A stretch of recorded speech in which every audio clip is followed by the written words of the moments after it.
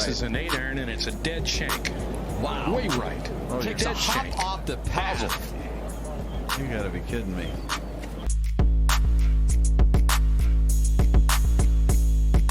Very tough pitch shot right here. You got to hit it into the hill. One hop up and bite, and it's in. Kind of like that.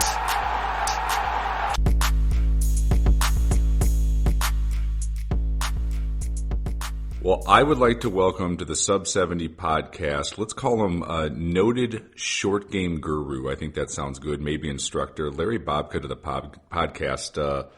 Larry, I've been looking forward to doing this. I know we all have some mutual friends, and it's cool we kind of got to meet and actually make this happen. So I've been looking forward to this for a while. I have too. You know, it's through, I've known Dave Peglow for a long time through working at Titleist, and Kishwaukee's kind of a cool place, and it was great to have a drink and chat golf the other day. Well, we got to give the shout out to Kishwaukee National Golf and Polo Club, right? I mean, now we've got the bar by the pool. We've got the Tiki Bar is now open. There truly is a cast of characters out there. Kish National Golf and Polo Club is not a bad spot to be a member at. It's a fun golf course and even better people. So we had a good time hanging out there. And how good is our pro out there, right? Like, how proud should we be of him, right? Like,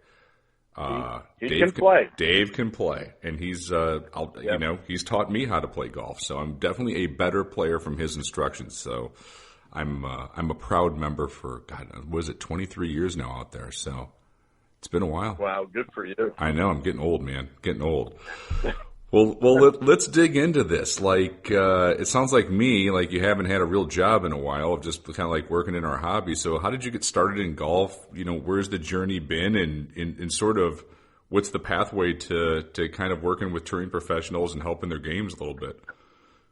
Well, I won't go too far back, but my dad got me into golf when I was 6 years old. Actually grew up in the Chicagoland area, Norridge, Park Ridge, played high school golf at Maine South, went on and played some college golf, and then actually was an assistant for a couple years at Rob Roy, which is not there anymore, in Thunderbird, which is now McRae Memorial.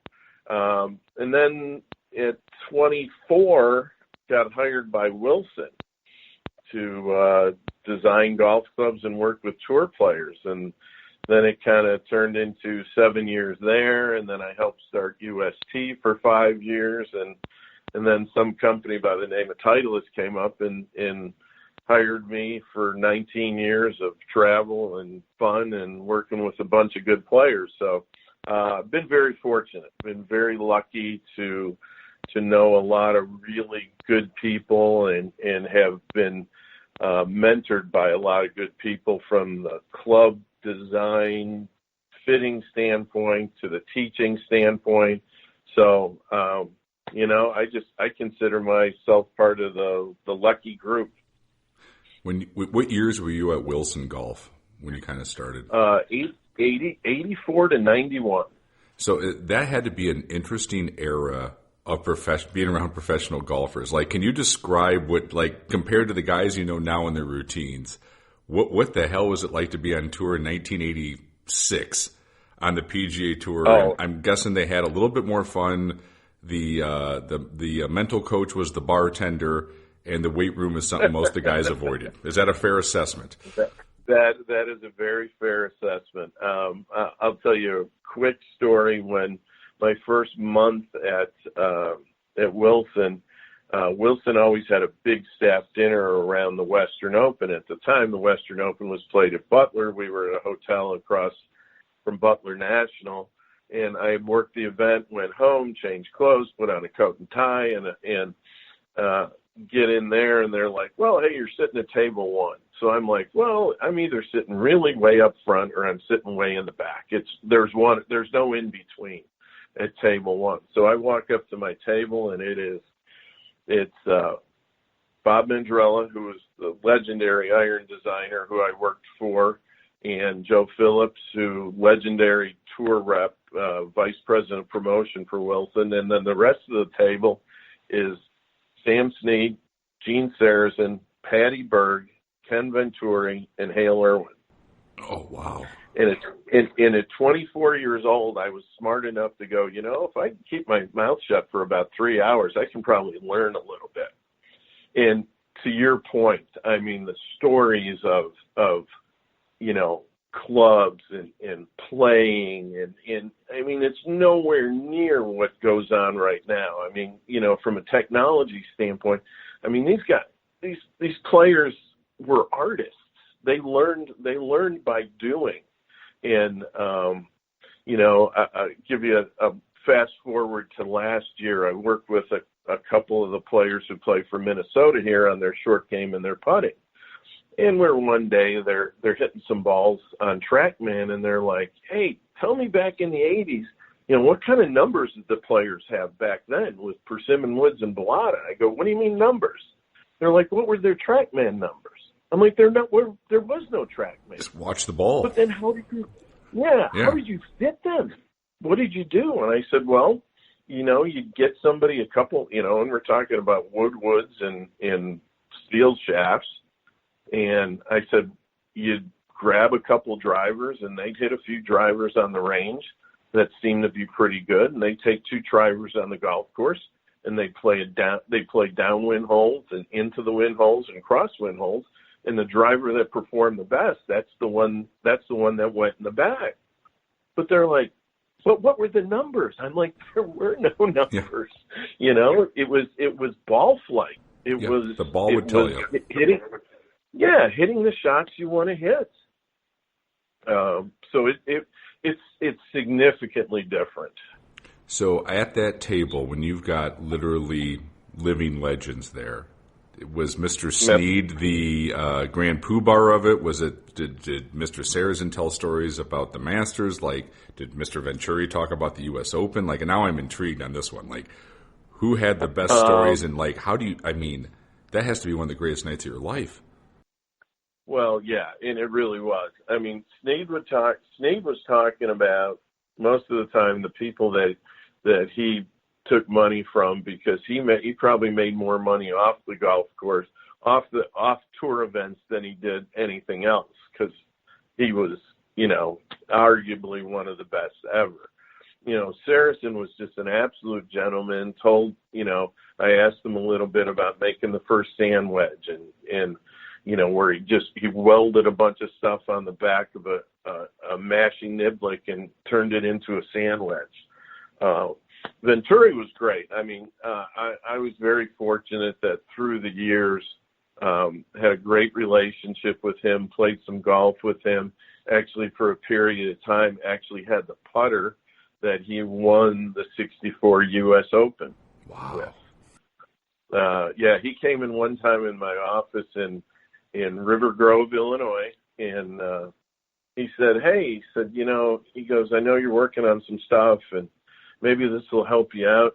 And he pulls this thing out, and I go, what's that? And it's got lead tape all over it. Looks like you wouldn't pay $5 in a barrel for it. And he goes, well, this is the putter I won the Open with.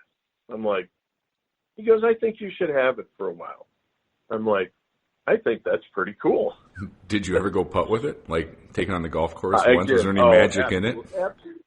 Absolutely. It was an old center shafted.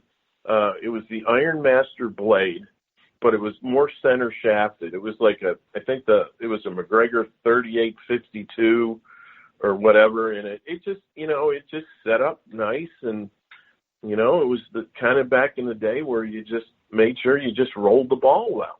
So, absolutely, I'm all into that. In fact, the other day at work, somebody at second swing, somebody turned in a putter, and I traced it back. It's a McGregor Iron Master from 1932. Oh, I'm like, how cool is that? I'm taking that one home. When you played golf with Mr. Venturi, because he had the wrist problem and had to retire from that, was he still damn good? A hell of a touring pro level player when you got to play with him, even past his prime once he retired? Could you still see the talent? Oh yeah, absolutely, especially from the short game standpoint. he had beautiful touch. I mean, and it was back in the day where, hey, there was no range finders. Yeah, maybe there was, they had sprinkler heads and they walked off the golf course, but they played much more by their eye than players do now. They don't play to the yardage or the greens book. And he really, I mean, especially when you got inside 100 yards, he was absolutely deadly. Yeah, you could see why he's Ken Venturi still, even though, injury, all the rest of it, you could still see why he was such a great champion. Absolutely. Who was some of the other guys on the Wilson staff who are current PGA Tour players you worked with, from that era then, and what were those guys like to be around, and what was sort of the vibe of the equipment? Was everything kind of hand ground to the blade that they wanted? Like, how did that work back in the day? Yeah, that was very much that way. I mean, Hale, I worked with him for years and years. He actually, after Wilson, when I went to UST and then went to Titleist, Fortune Brands bought Cobra, and he was a Cobra staff member. So we kind of got reunited, which was really cool. But yeah, I mean, it was all about the look. It was all about what they wanted to see.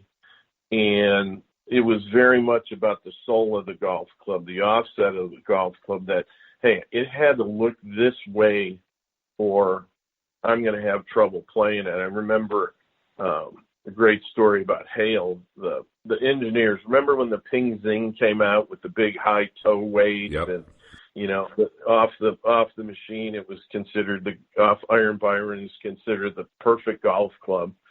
Well, some of the engineers at Wilson had made one of those, and, they're like, hey, take this out and have some tour players hit it. Hale looked at it and goes, well, if I have to play this, tell them I quit. He goes, and I kind of looked at him and I said, well, explain that to me. He goes, Larry, if I'm standing on the fairway on the 72nd hole of the United States Open and I need to hit a 5-iron on the green, I don't want to look at this. So it's a confidence thing. Right. It might perform better than what I have in the bag, but I don't have any confidence in it. And if I have confidence in it, then I can play golf. So they were very much into look of the golf club. So at Wilson in those days, you guys would have a certain grind for Hale, and if it was, I'm trying to think who else was a Wilson guy back in those era. Was it like Maltby, or they could have a completely other look, or like, even though it might be a blade, it's really getting handmade, hand ground, sold, toe shape, all that stuff for each individual player. Yeah, no, absolutely. Like you would have, I mean, you had Hale Irwin, you had Jerry Pate, Tom Kite, Andy Bean, those were 4 good players. Keith Fergus. I mean, at the time there was about 20. When I got to Wilson, there was about 20 to 25 guys playing Wilson irons on the PGA Tour. So there was a lot of different looks. Like Jay Haas played them for a while. Well, Jay Haas grew up with Spaldings, very rounded toe look. Tom Kite liked a very square toe. They all played what they liked to look at. Interesting. Yeah, it's like they were really pieces of art back in those days, weren't they, of how that club had to look and how each player wants the sole grinded, and to talk about customization, those guys were artists making those clubs back then. Well, yeah, I mean, I learned the loft and lie with a lead hammer. I mean, the days of putting it in a machine and bending it with a bar. I mean, we hit it with hammers. We took offset out, we put offset in. I mean, my shoulder still hurts from those days. Well, and you're talking back in the day about the drivers too, right? Because I heard stories. I'm too young for this, but like if you got a good persimmon drivers, those guys may have played that driver for 10 years, which is unheard of now. Changing, right? But if you found one that worked, you didn't get rid of that thing, right? Like you might have had a driver from 1978 to 1983, and no matter what new wooden driver comes out, you're not changing it if you found one you could really dial in and trust. Oh, yeah, absolutely. I mean, I remember one year Keith Fergus, who had played for University of Houston, won a few times on tour, was playing very well for a couple of years. Well, he comes in for the Western Open, and the airlines broke the shaft on his driver. So he's like, hey, it's an old McGregor M75, and, can you reshaft it? And first of all, he hadn't had it refinished in years. I mean, it looked like, again, I wouldn't give you $5 out of the barrel for this club, but he's been playing well, and it's really good. And he goes, I said, what shaft is it? He goes, well, it's X100. So, I pulled the shaft out, got it out, and now I walk over and I start measuring up the first step to the tip of the shaft. Well, it's not an X100. I was just going to say, it's not an X100, okay. Is it? No, it's not an X100. And then I go over to the S's, and it's not an S300 or an S400. It's actually a regular shaft in there. So now I've got the conundrum of, do I tell him that it's a regular shaft, or do I just match it up? So I match it up, put it back together, take it out to the tournament the next day. He hits it a few times. He goes, it's great. It's perfect. Great. Well, back in the day, True Temper had a truck out there, and there was a guy by the name of Dave Rennie. And Dave was the shaft guy, kind of the shaft guru back then. And I walked in the truck, and I said, Dave, I reshafted Keith Fergus's driver for him yesterday. He goes, hey, did you put a regular in there? Oh, yeah. So they just lied to him, put an X100 sticker on it, and said, go ahead, pro, congratulations. Yeah, but he had just had it. He had played well with it, didn't know. Somebody might have told him that it was X100. There was no shaft band on it, but he played great with it. That was back in the day where they just figured it out. Isn't that crazy? A touring pro could have an R300 old school dynamic old wood shaft and make it work. Absolutely. Well, I'll give you a great story about that. In 1986, Wilson signs Payne Stewart to play. Basically, signed Payne Stewart mostly for the clothing, because if you remember, he wore the knickers in the NFL teams in every city they played in. Yep. Well, so he comes in and they're like, hey, work with Payne, get him into a set of golf clubs. And I said, sure. So I said, Payne, did you bring your clubs that you're playing? No. Do you know what your specs are? No. Well, I said, I know you're playing an old set of Cobra blades. I said, well, why don't we just walk in? We had a huge room we called the cage that had irons and drivers and wedges, and you could walk in there and take a look at different grinds. And so he walks over, he looks at a couple sets, he pulls a 5-iron off. He goes, this looks pretty good. And I said, well, what would you like me to change? He goes, no, this looks good. We'll just play this. And I said, okay. And they were uncut, ungripped. And I said, well, do you know your loft and lies? He goes, no. He goes, why don't you just cut them the standard length, make them standard loft and lie, put my grip on it, and I'll just make them work. Well, that set won the PGA at Kemper Lakes, and then it won the U.S. Open at Hazeltine. Wow, it's so crazy. Because, the touring pros I work with now, like, it's down, like, it's, they, dictate to me exactly how it needs to be done, right? Like, there's no guessing. Right. It's just a different, I can't imagine a player of his magnitude back then saying, yeah, okay, it's close. I'll figure it out, right? But it shows how unprecise the equipment was, right? Those guys had to adapt. He probably did that his whole career, right? Where you just kind of, for the most part, figure it out and make it work and adjust your swing a little bit. And if you found a gamer, that was your gamer. It was just such a different era. I find it fascinating of the art that those guys had to kind of put it together, right? And all that good stuff. Yeah, so well, they were kind of, that was their environment. That's what they had. One more quick story. Orville Moody, who won the 1969 U.S. Open, the Sarge who played in the Army for years.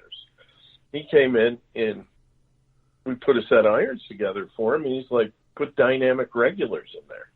I said, Orville, you really want regulars? He goes, Larry, I could only get in the Army, I could only get regular flex. So I built my golf swing around regular flex irons. If you put something in there stiffer, I won't know what to do with them. Think about that. So he just made it work. He could time the swing up and kind of, I'm not surprised from that generation, right? I mean, they were so talented, and they kind of just dug it out of the dirt themselves. And if that's what he had to play with, that's what he made work. That's old school. Totally. How was he? Was he a cool guy, Sarge? He was pretty cool. He was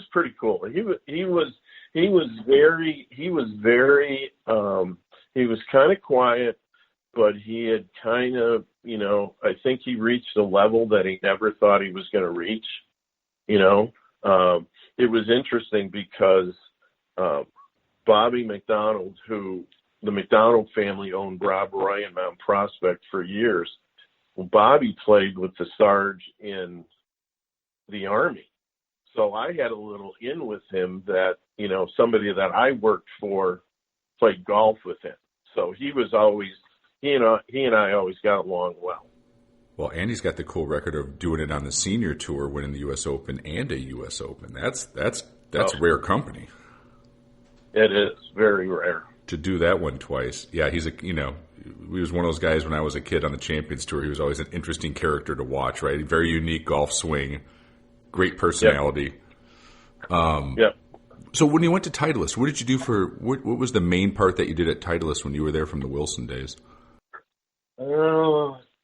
Took care of a couple of guys by the name of Tiger Woods and Davis Love and David Duval. Some pretty decent players. I would have to imagine. So what was the impression of a young Eldrick when he came to see you? Did you see what was coming down the pipeline? Yeah, young Eldrick actually I had started, we had signed Davis first. So I was in the process of kind of hand building a set of forgings for Davis, and then Tiger came down the road and had to jump in with Tiger. And I'm kind of, it's kind of like we talked about at the Kish is, it's just like, hey, what do you want to play? What do you want to look at? What do they're just like us. They're just like any player. Hey, what do you want to look at? What do you need? I've been fortunate that I've watched a lot of players dig it out of the dirt through the years. So I kind of found, with Tiger, it's like, hey, you need a little bit more bounce. We need to keep that club moving through. But I have to tell you, the first time I ever saw him hit a golf ball, I'm like, I'd never seen anybody hit a ball that far in my life.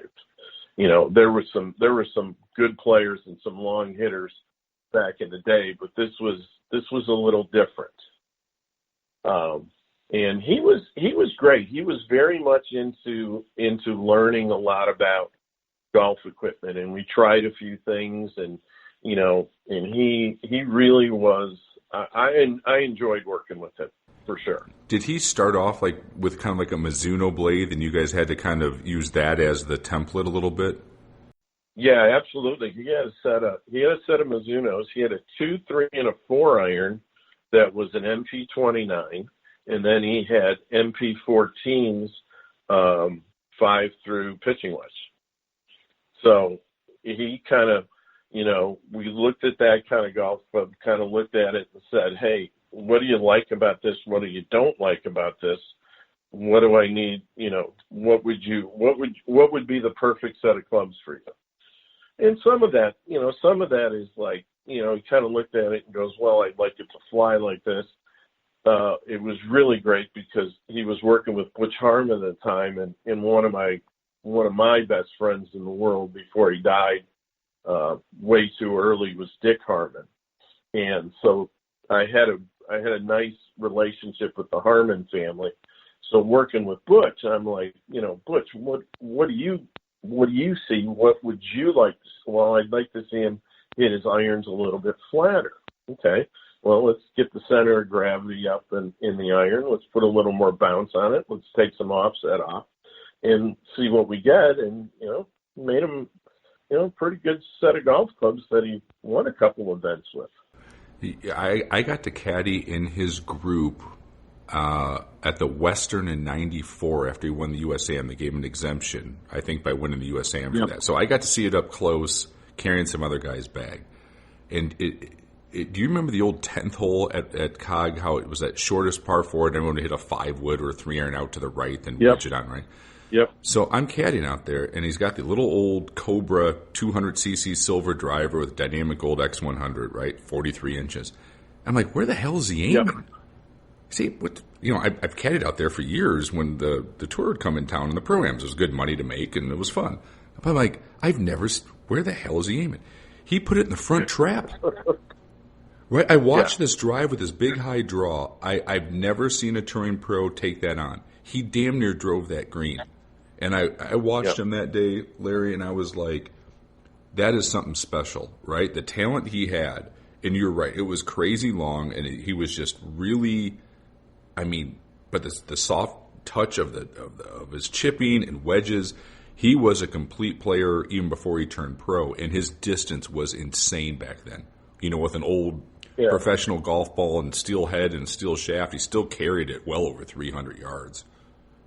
Back then. He came in. I remember one year he was out in California, and he came into the test site at Titleist, and I said, well, hey, what do you want to do today? He goes, well, I don't really want to do anything. Everything's fine in the bag. He was going to his stretch of, winning pretty much everything he entered. And he goes, I just want to work on my short game. And I said, okay, well, go out there and we can do it. He goes, no, you got to come with me. So we hit bunker shots for about 5 hours. And all I can tell you is that's probably 5 hours more than I hit bunker shots in the last 30 years. In my hand, he's like, where are you going? I go, Tiger, my hands hurt. I'm done. You do this for a living. I got to go build you some golf clubs. I got to do something. My hands have to work tomorrow. But, stepping on lies, hitting it from every conceivable shot. And he just, along with being incredibly talented, he absolutely worked as hard or harder than anybody ever. Yeah, he's kind of the complete package, right? From the mental side of the golf and physical and, discipline. And that's that rare breed that puts it all together for an extended period of time, Yeah, absolutely. I would say most of the guys have their 10-year run and they make enough money, and I'm guessing you would know more about this than I would because you're around the guys more than I would be, but there has to be a level of satisfaction if you've won 12 times, 15 times on tour, got a major or two, that you probably aren't quite as hungry as you were when you were 24 or 25. And I understand that, right? You got kids, a wife. I'm good, right? I had a hell of a run. I'm still a great player, but I'm not putting that to the floor like Tiger did. That's the unique part of it, right? To have that sustained excellence for that long. Right. Yeah, and and it's interesting because he spent a lot of time early in his career, and one of my best friends in life is Mark O'Mara. That I saw Mark a few weeks ago at the Senior Open in Omaha, and we were talking and chatting, but see, he got a lot of that from Mark, because Mark's 64 years old, and he's still playing a lot of golf, still playing on the Champions Tour, still working on it every day. I think he got a lot of the professionalism from the relationship living close to Mark early on in his career. Mark really helped him become a complete professional golfer. That, hey, if you really want to do this, if you really want to win a lot of tournaments, you've got to do this, and you've got to work hard. And I think that his mentorship helped a lot. And don't you think Tiger pushed Mark then, especially to win those majors in his 40s? Oh yeah, absolutely, totally. Like, I'm not letting this kid beat me all the time, right? Like, I'm every bit as good as he is, and I'll prove it. I'll go out and win 2 of them in 1 year. Yeah, I'm gonna go play some really good golf, and I think it really did. I think it helped Mark a lot too, and Mark is talk about a guy with a great short game and great putting stroke, and arguably one of the best ever. Oh, Hall of Famer, right? He's a Hall of Famer. Yep. Double D, David Duval, in that heyday of his run, how good of golf was that you saw up close? Was he something special for that period of time before he got injured? Probably the best iron player I've ever seen. Arguably Really? the best iron player. Yeah, without a doubt. You know, his little kind of shut fade was just, he was absolutely perfect. You know, he hit the ball as solid as anybody.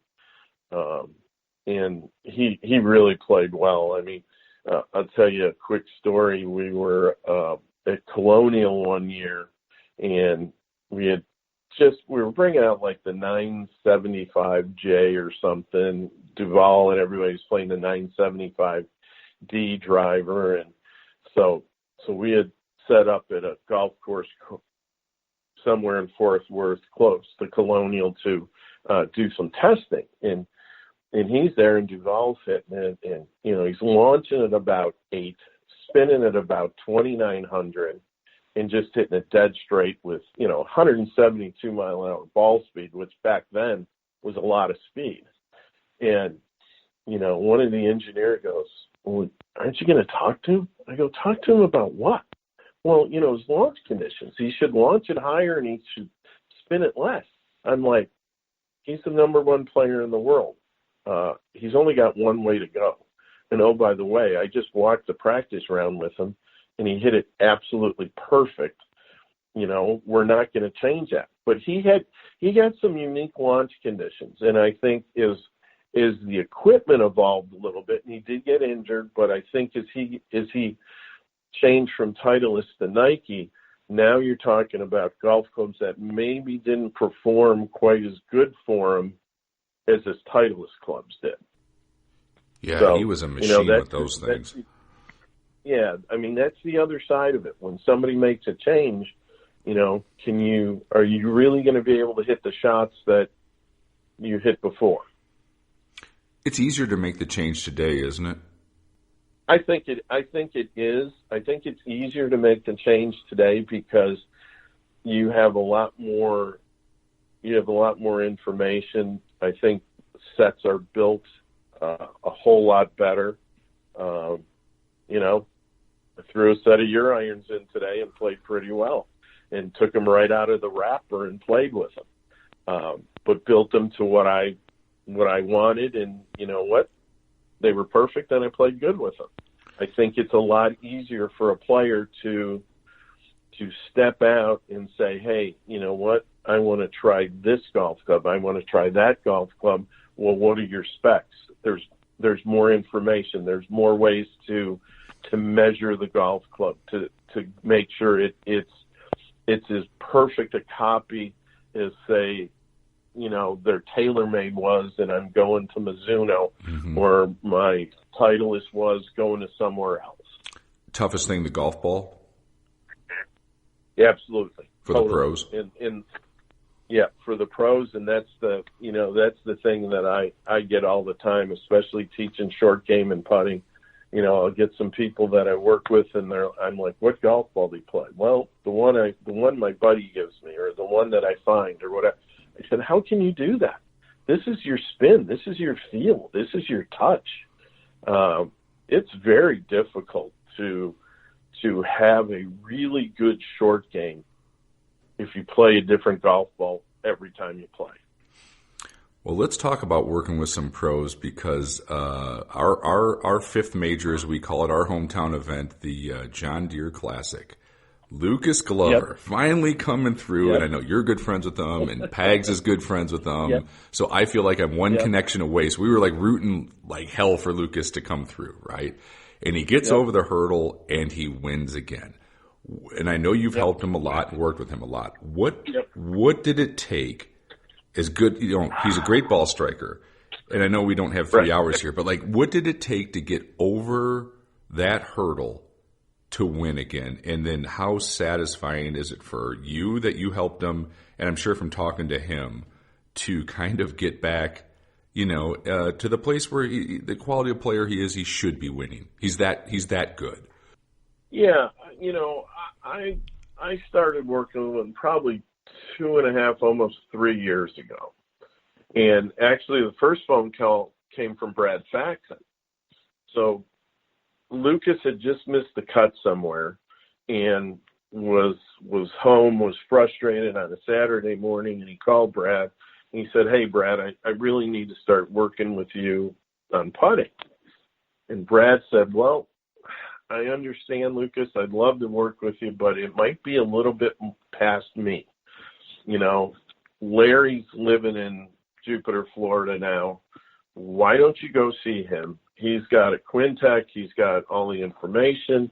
You know, I think it's really building you a putter and then working on your putting stroke, and I think you should go see him." So Lucas called me about 5 minutes later after I had the phone call with Brad, and we worked together for about 4 or 5 hours on Saturday afternoon. And he had just gotten away. I'd known him since college. He had kind of gotten away from being Lucas Glover with the putter. You know, he had struggled so much that he had tried different styles. He's trying different putters. He's just kind of lost, you know.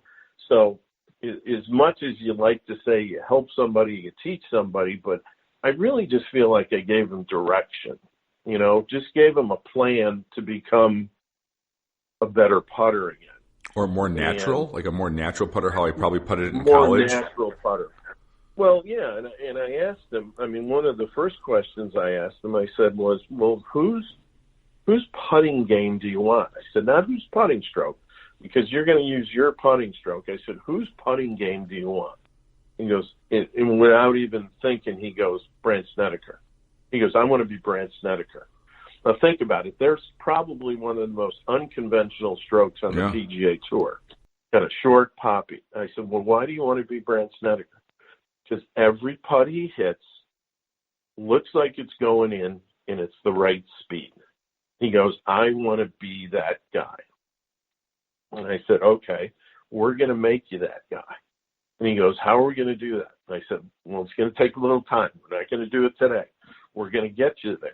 And really just basically tried to turn Lucas Glover back into Lucas Glover. Be more natural. Be more reactionary rather than being static. I mean, if you watch him hit a golf ball, if you watch him hit an iron shot, you watch him hit a driver, he really doesn't ever stop. He really doesn't get ever set except for a fraction of a second before he hits that golf ball. Well, you know, we worked in my putting studio down in Jupiter, and then we went and played golf a few days later, and he's like standing over these putts like he's a statue. And I'm like, well, you can't do this. There's no way, because you're trying to be somebody else. You know, somebody has helped you with this, or somebody's told you that this is the way to, but this isn't how Lucas Glover plays golf. You need to be more reactionary. You need to be more, hey, just pick a line, stroke it, hit it, okay? If we're having path problems, if we're having speed problems, we're going to figure that out. But you need to start being yourself again. And it really helped, and we just kind of built it back. And the nice thing was we've been friends for so many years that it was less, you know, student instructor and more like two guys hanging out, talking about golf and helping him become a better putter again.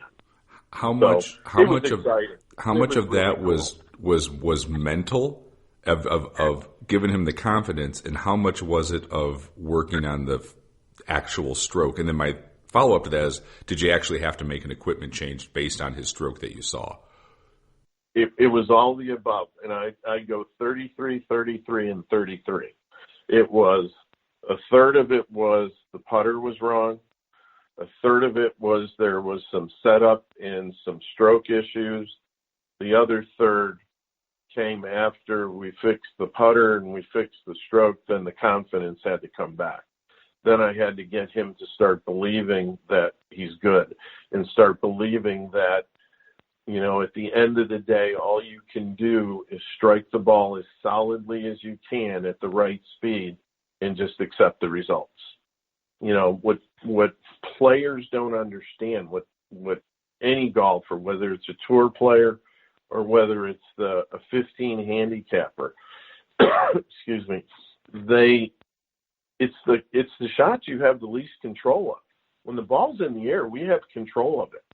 We don't have control of it on the ground. It's rolling over turf, grass, ball marks, spike marks, footprints, what have you. We don't have as much control over it as people like to think so. All you can do is really just strike it as good as you can and hit it the right speed and accept what happens. Talking to him afterwards, what did that win mean? Oh, he was thrilled. It was the total battle back. He was actually, because he was on, he won, and then they take the shuttle over to the British Open, and my wife Melissa and I were at our favorite Mexican restaurant here in Chaska, Minnesota, and we had some big old margaritas, and we took a picture of them and like, hey, these are for you. And he's like, oh man, he goes, wish I could have one of those. And he goes, have a couple for me. He was thrilled. He was absolutely thrilled. And I thought the cool part is he had to make a putt to win, and he drained it when he needed it. Yeah. I thought that was like, all right, he's back, right? Like he needed that up and down and made that 5-footer when he needed it for all the marbles. I thought it was awesome. Yeah, one thing that touring professionals have, and you work with some guys, and my phrase for it is intestinal fortitude. They have this ability that when the normal player is going to get scared, they have this little dial that they dial up and go, well, I'm not scared. I'm just gonna do this. And he has that in him. He is, I remember a couple of years ago at Medina when he had to play, he was fourth in the tournament. He had to play a good round to get into the first tour championship he had been to in 9 years. And we were on the putting green, and then we went to the practice tee, and he's hitting some balls, and we're just chatting and we're talking, and he's about ready to walk away, and I said, hey, remember what the 3 most important things are today? And he goes, I know. Speed, speed, and speed. Because all through the week during the practice rounds, I had given him a dissertation about all the great players that had won at Medina and how good of putters they were, and he needed to be a great putter that week, and he really putted extremely well. But he just had that look. He just gets that. They get that look in their eyes, like they just don't want to flip and lose, and they just go do it. Like they call it a gamer, right? He's a gamer. Absolutely, totally. I have to ask this story too, because when we were talking before, I thought it was just fascinating. You got to spend some time with Mr. Nicklaus and Gary Nicklaus, and watch them putt and pick Mr. Nicklaus's brain about putting. Like, what was that experience like of watching? Arguably the GOAT. I don't know. It goes between Tiger and Mr. Nicklaus, but one of the two. Like to watch that up close and see it. Like, how cool was that experience? Well, he just, he was very much into, hey, this is why I did it. I crouched. I kind of got into that crouch, and I felt like I wanted my right arm to be kind of a lever and just push the putts down the line. He goes, I never wanted a two-way miss with my driver or my 5-iron, and I never wanted a two-way miss with my putter.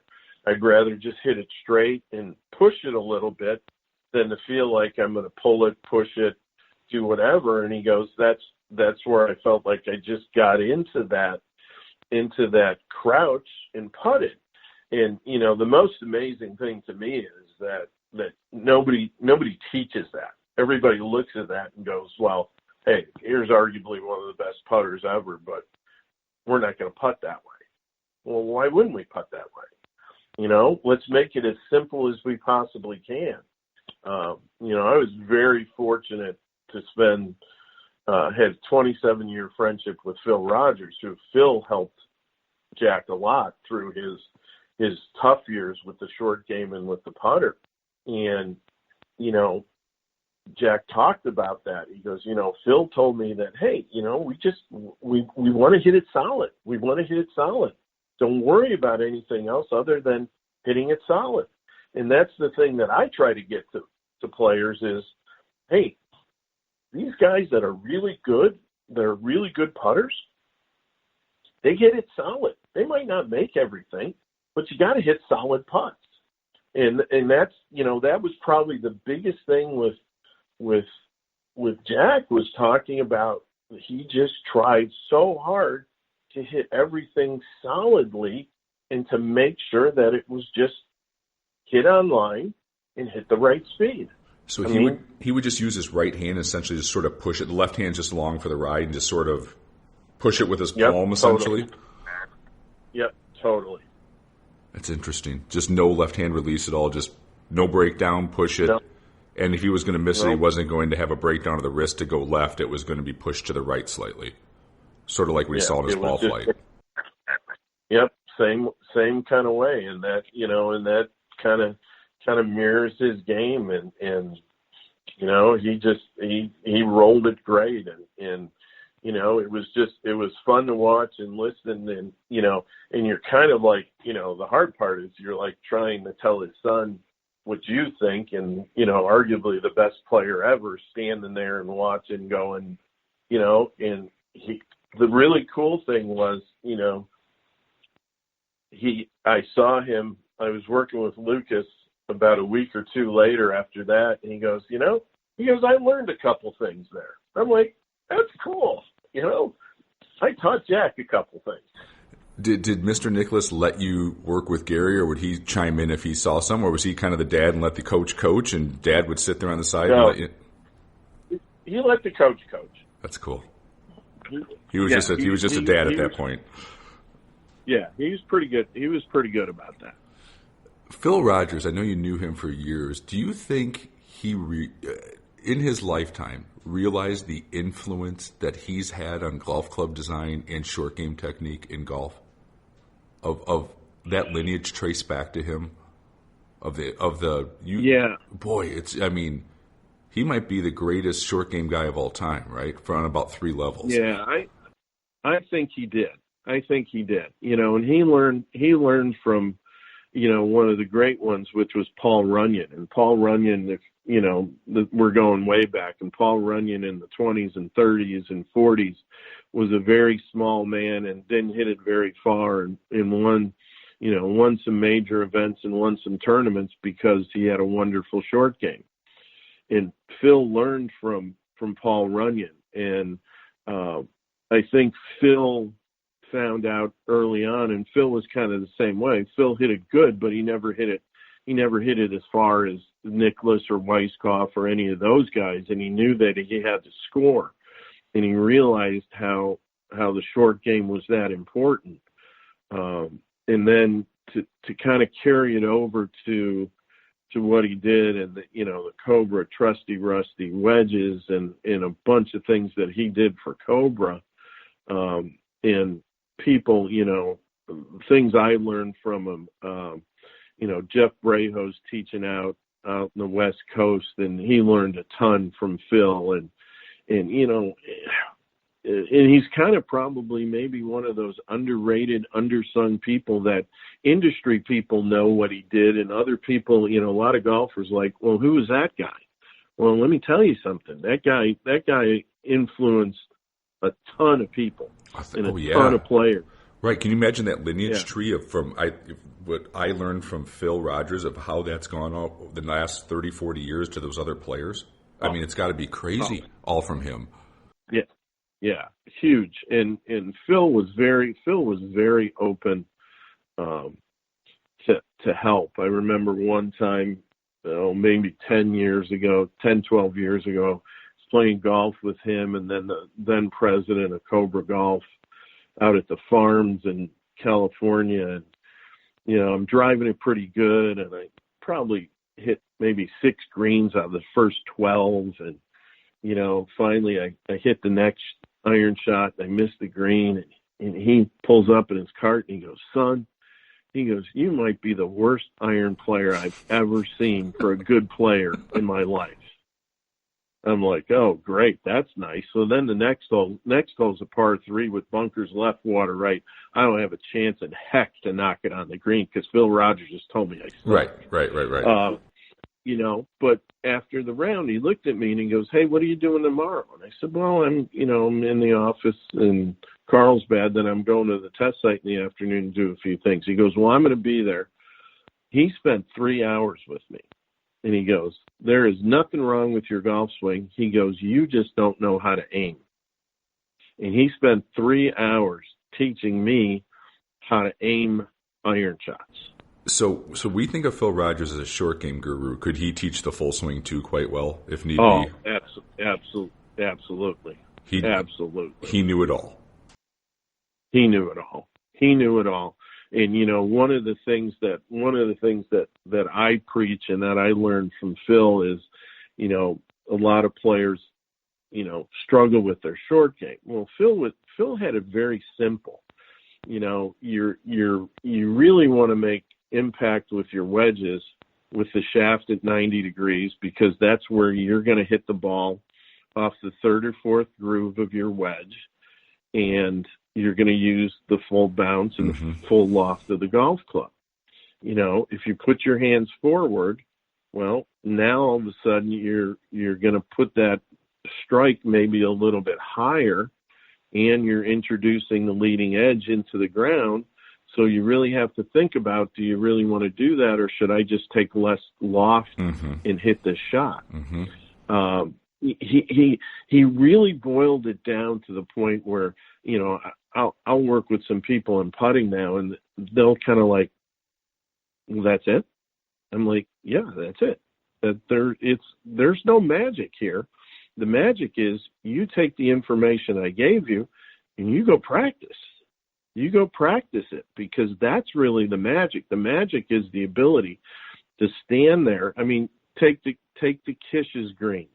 To stand there on one of those holes and have a downhill 30-footer breaking left to right and have the ability to see the putt and hit at the right speed. Well, that's just a learned behavior. You know, I can show you the length of stroke I want you to make, but you're the one that has to go do it. And the only way you do that is by practice. Feel, visualizing the shot, you know, because we got some pretty fast greens when they're going. You have to almost you see it, and then just let your body translate that feel into that stroke. At least when they really get rolling at our home course, like that's how I have to putt. I just have to try to just feel that stroke into the hole, essentially, right? Where that putter becomes an extension of just kind of throwing it underhand, rolling it up there. Yeah. I mean, I remember about 10 years ago, I was down in Houston working with Steve Elkington at Champions on some wedges, and spent a couple days down there with him, and Jackie Burke was hanging out with us, and Jackie Burke, you know, said, Larry, I mean, think about this. If I'm pitching horseshoes, you know, I'm taking that, I'm swinging my arm. There's no hand rotation left or right. I'm just throwing it straight at that stick to make that horseshoe go as straight as I can. Why would we ever want to put any rotation into our putting stroke? You know, and you know, and again, here's another guy that lived and died with the putter, and just talks about keeping it as simple as you can and go out and practice. And he was laughing. We were walking through the pro shop, and you know, they had Scotty Camerons and Odysseys and other putters in there. And he goes, yeah, see all these putters? He goes, I got lots of putters in here. He goes, see that big putting green out there? He goes, how many people are out there practicing? None. He goes, they'd be better off not buying a putter and going out and practicing a little more. Yeah. You know, and, you know, you kind of, you know, you sit there and kind of go, well, you know, you want to sell golf equipment, but on the other side of it, you got to buy something, work with it, get it fit, and then go practice. Bottom line. Who's some of the younger players that, you know, you've seen them all at this point? Like, who do you really enjoy watching of this new group coming through that you think, wow, I mean, this player is really something special? Is there two or three guys that you sort of really admire at this point? That's a good question. I love Colin Morikawa. Won the British Open. He was a really good college player. He top fives in more college events by shooting 74 or 75 the first round and then shooting 69 and then shooting 65. He's a gamer. He's a definite gamer, understands his golf game, understands what he needs to do. I really like him. You kind of got to like Jordan Spieth. Jordan Spieth to me is kind of the modern day Seve Ballesteros. I'm going to kind of hit it all over the lot. I'm not going to hit it that great, but if I get a wedge in my putter in my hand, I'm going to get it up and down from 90 yards every time. So I like Spieth's game. You kind of got to like Rahm. Rahm's he's the big, strong, burly guy that just absolutely smashes it. I think he's learning to get his attitude under control. I saw him play the amateur at Olympia Fields that Bryson won, and I watched Rahm play one of his matches, and I'm like, wow, this is some impressive ball striking. A little hot and cold with the putter, but those three guys, I like those three guys a lot. Yeah, it's cool this year to see Spieth kind of come back, sort of, like you say, he's like a blue collar guy in the sense he kind of chicken wing slaps the shit out of it all over, and he's over in here, then he's emotional, and he yells at his caddy, and he yells at himself, and he, hits it onto here and makes a 20-footer and makes a par, then he goes and birdies the next three, right? Like, I think people relate to his golf game a little bit, right? Like, they understand it ain't perfect, but he's going to get the damn thing in the hole. That's just what he's going to do. And he's gonna pour out every ounce of energy he has trying, and he won't quit. That's what I love about that guy. Like, he's not gonna quit. Yeah, well, Phil always had a saying. Phil would always say, Larry, it's a scorecard, not a postcard. There's no pictures. There's no style points. Your only job is to put the lowest score, the lowest number in that box on every hole. And you know what? That's what Jordan Spieth does. He puts the lowest score in that box on every hole. And that's, I think too many good players try to be too perfect. It's not a game of perfect. It's a game of misses. It's a game of, one day, today you're hitting it good. You feel great. The next morning you wake up and your back's a little sore and your shoulder's a little sore and you don't hit it as good. But you got to figure a way to get it around the golf course. And that's what I like. That's what I like about Spieth. He seems like he does that like basically every day of his life, right? Like, okay, I'm working with this today. Today I guess I'm hitting a draw. I don't know. Tomorrow it might be a fade. We're going with what's working here. I mean, right? It doesn't seem as precise as like a Tiger in his heyday of like just having total flight control. It seems like there's a little bit of Jordan just sort of hanging on for dear life, but he's, like you said, you get him inside of 100 yards and he's got it. Yeah, well, and it's a shame that that a lot of young players never saw Seve play, because Seve played like that. I mean, Seve hit it all over the yard. I mean, he hit it everywhere. Hit phenomenal short game, phenomenal putter, and just didn't care and just figured out how to get it done. Tom Kite told me a great story years ago when they were both Ryder Cup captains. They played a European Tour event at Valderrama in Spain, where they were going to play the Ryder Cup in a few months. Kite said he hit 17 greens in regulation, made one birdie, and shot 1 under par.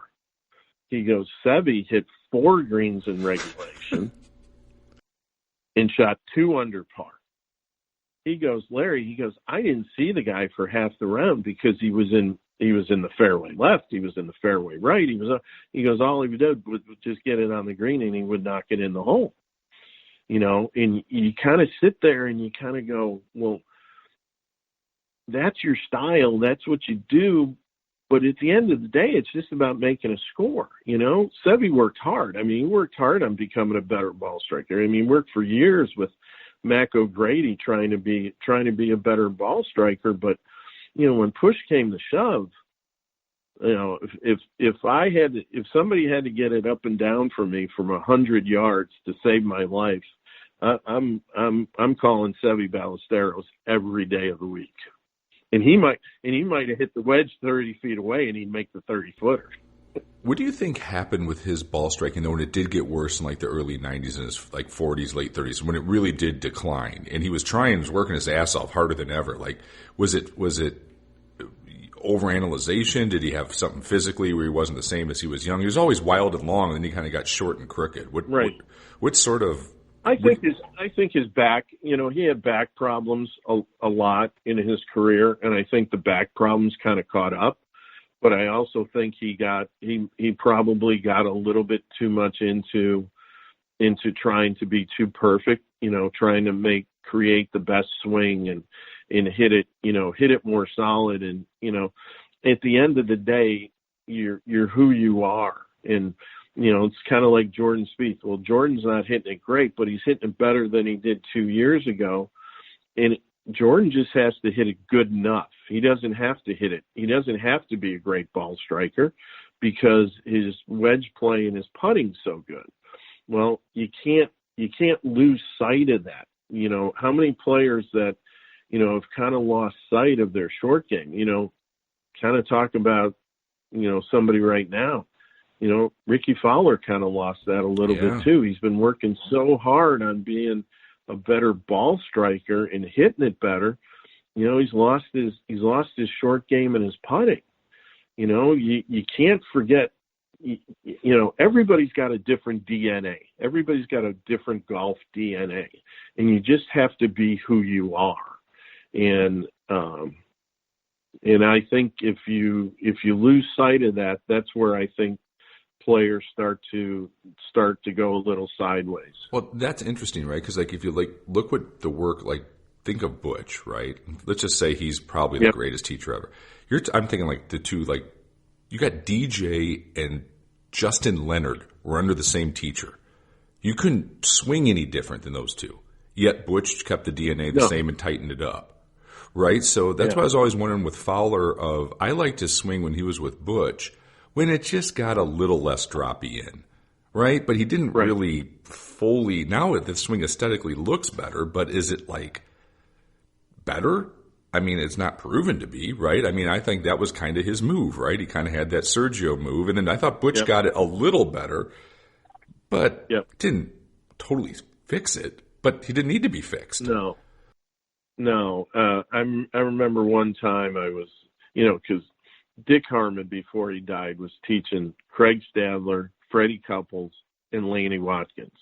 I mean, talk about three body types and three different golf swings that are totally different.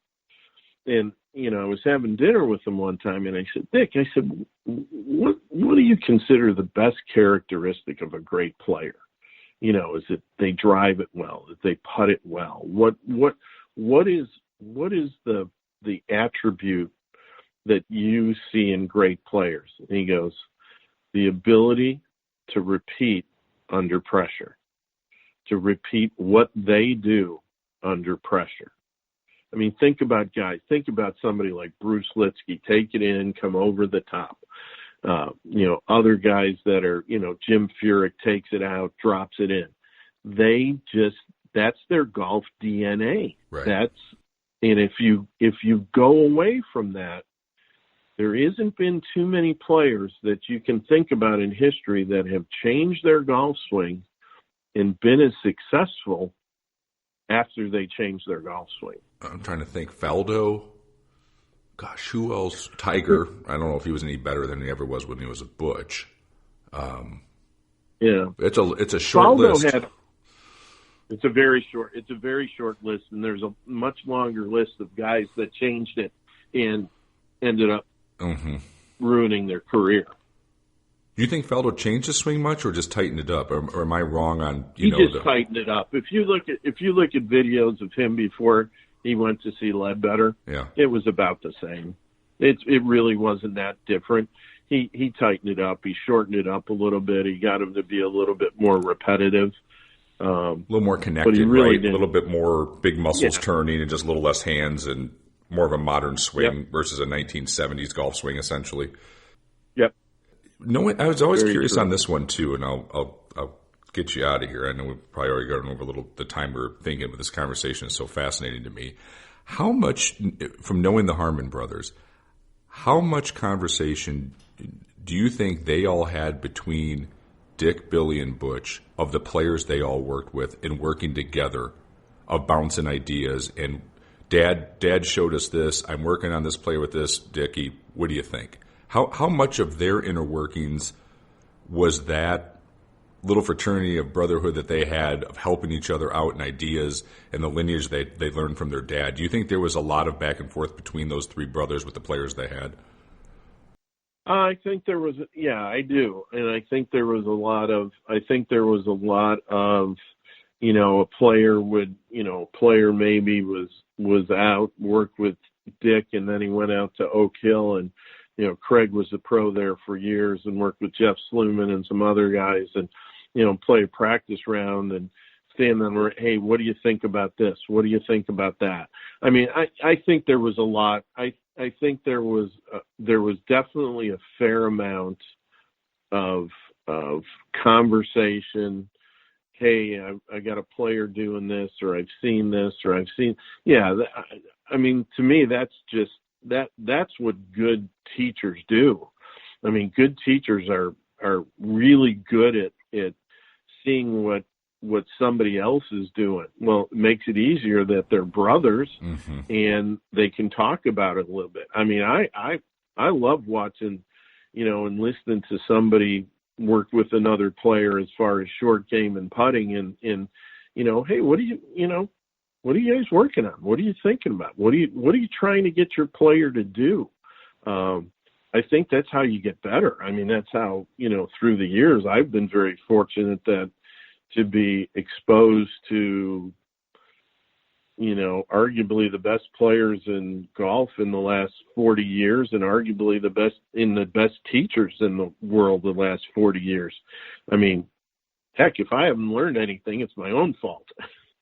Well, I have learned a lot from this conversation. This has been absolutely fascinating. I knew it would be fun to do, but I want to thank you so much for your insights. I'd love to do this again, because it feels like we just scratched the surface of, the teachers and the players and the lineage and how it all connects in this little crazy game of golf, right? It's smaller than we think of how this influences this and this did this, and it's a fascinating conversation. So thank you so much for coming on, the podcast tonight, and I truly enjoyed it. And fine round of golf today with the sub 70 irons. I appreciate it. If there's anything we can do, let us know. You. But this was really, really cool, and I'm honored to have you on, sir.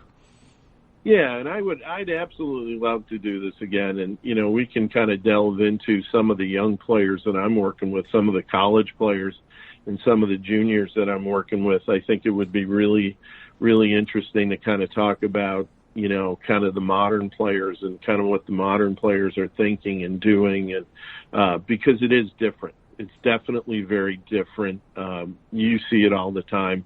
I mean, you've got customers that are older like me, but you also have a lot of customers that are younger, and I think it's really interesting to talk about how the game's kind of evolved, and would absolutely love to do it again. It's fantastic. Thanks, Larry, so much. I greatly appreciate it. Perfect. Thank you.